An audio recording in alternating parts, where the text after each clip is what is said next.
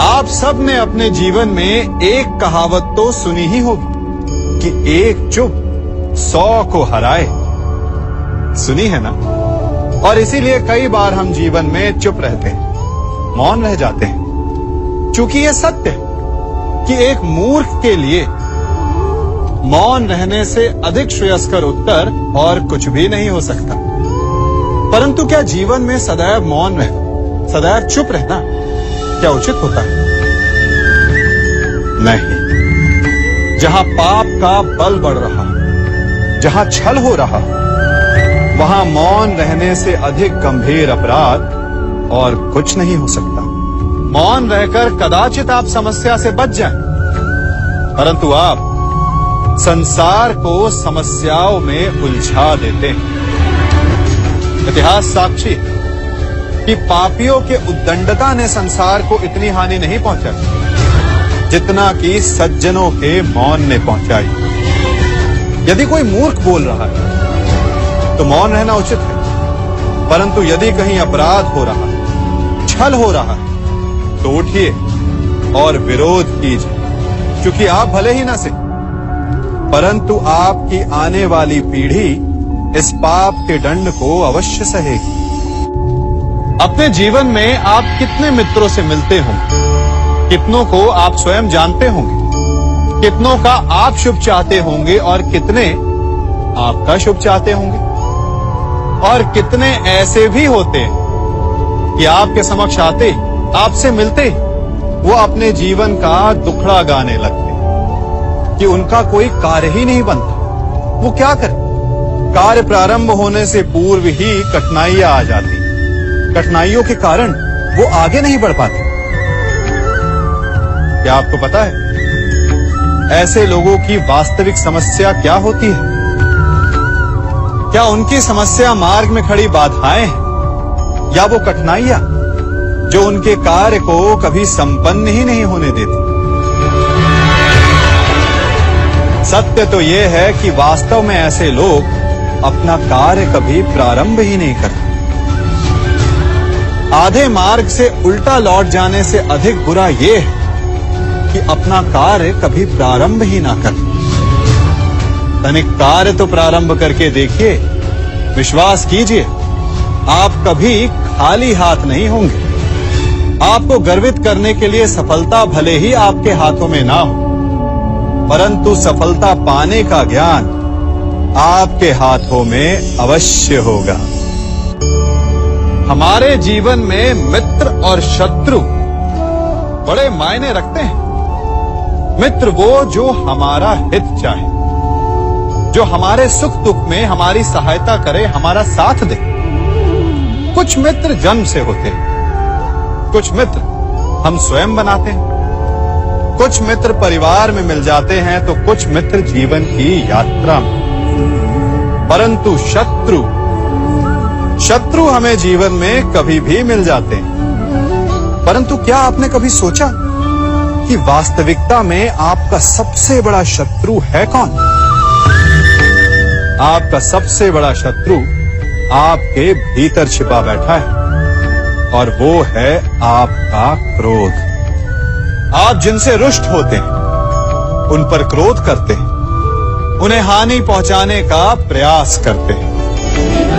परंतु तनिक शांत मन से सोचिए, जिन्हें आप हानि पहुंचाना चाहते हैं, ऐसा करने से पूर्व आप स्वयं भीतर से जलते हैं। क्रोध एक सुलगते हुए अंगारे के समान होता है, जिससे आप अपने शत्रु को जलाकर भस्म कर देना चाहते हैं। परंतु ऐसा करने से पूर्व आपको स्वयं उस सुलगते हुए अंगारे को उठाना पड़ता है, और शत्रु से पहले स्वयं को जलना पड़ता है, उसकी पीड़ा सहनी पड़ती है।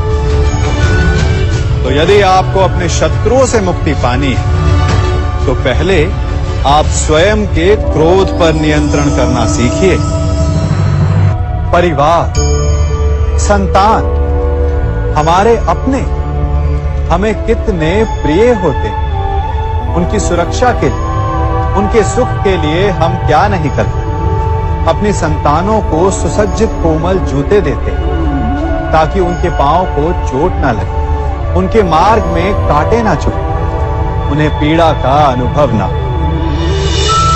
अच्छी बात, परंतु इस प्रक्रिया में हम एक बात भूल जाते हैं कि पांव को पांव होने का अनुभव तभी होगा जब उसका स्पर्श धरती से होगा, जब वो तपती रेत पर चलेगा, जब वो भीगेगा, जब पांव कांटों में उलझेंगे। ठीक वैसे हमारे प्रियजन हमारी संतानों के साथ भी होता है। हम उन्हें जीवन का सुख तो देते हैं, परंतु उन्हें जीवन का अनुभव करना ही नहीं सिखाते। करने दीजिए उन्हें अपने जीवन की कठिनाइयों का सामना, लड़ने दीजिए उन्हें अपने मार्ग के कांटों से। यदि स्वयं सीखेंगे तो अपनी आने वाली संतानों को भी सिखा पाएंगे, है ना?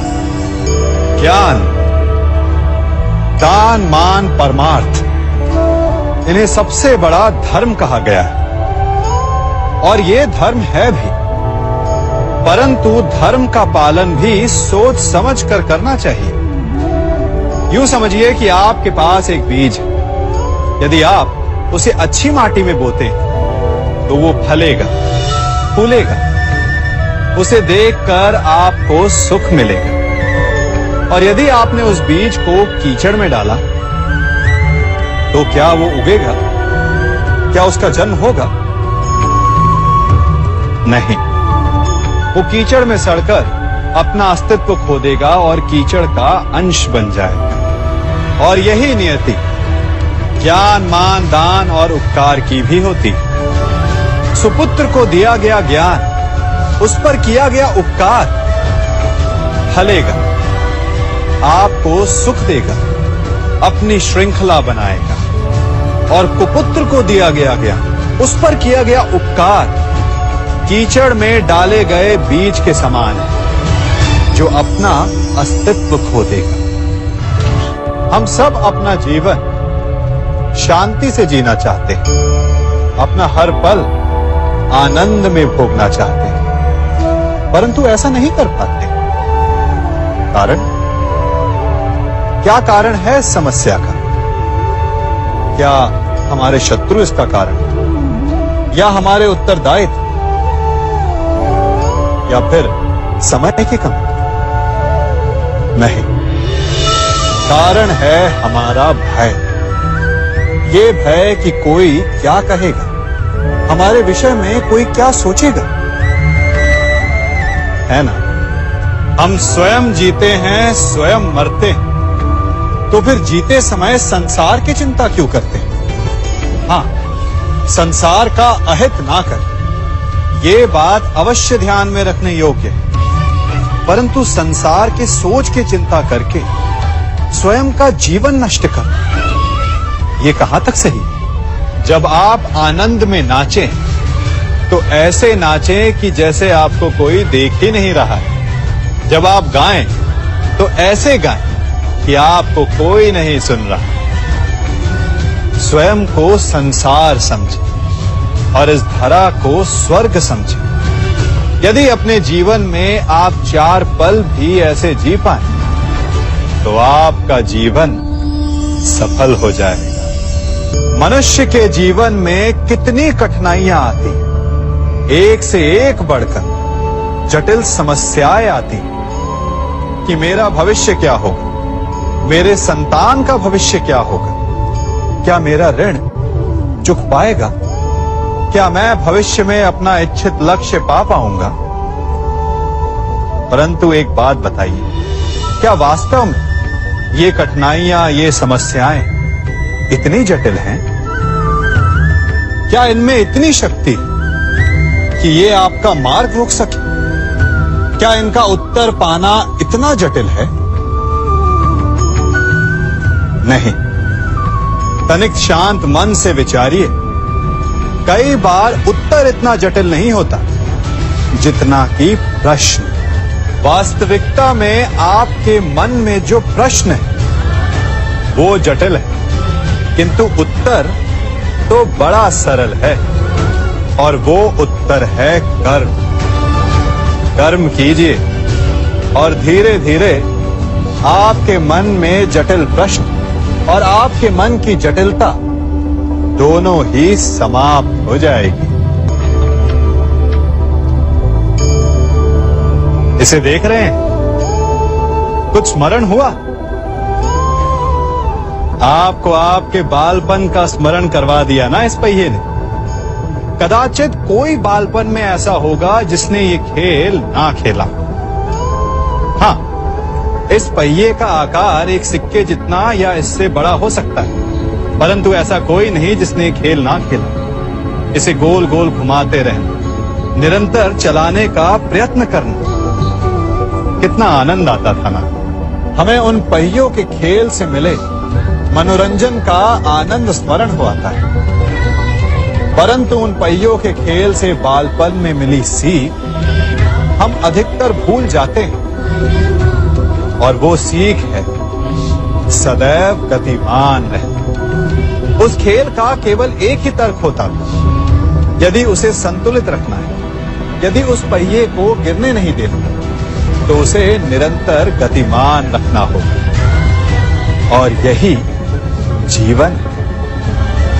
जीवन में यदि सुख दुख, हानि लाभ, आनंद और कष्ट का संतुलन बनाए रखना है, तो सदैव गतिमान रहिए। किसी एक कष्ट, किसी एक दुविधा के पल में ठहर के ना रह जाओ। कर्म करते रहो। विचार कीजिएगा।